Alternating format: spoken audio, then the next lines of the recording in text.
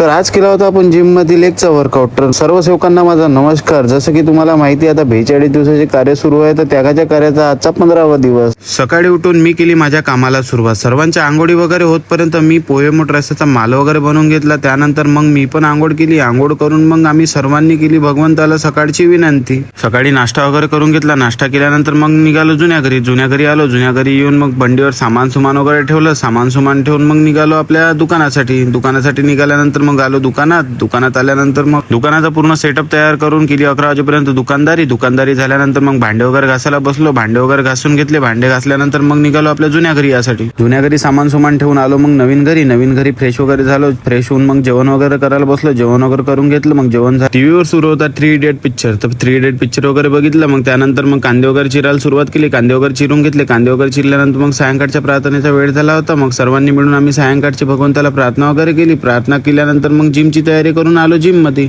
येऊन कार्डिओ वगैरे केला 15 मिनिट. कार्डिओ झाल्यानंतर मग थोडासा वॉर्मअप वगैरे करून घेतला आणि वर्कआउटला सुरुवात केली. वर्कआउटला सुरुवात करून लेग एक्सटेन्शनचे 5 सेट मारले.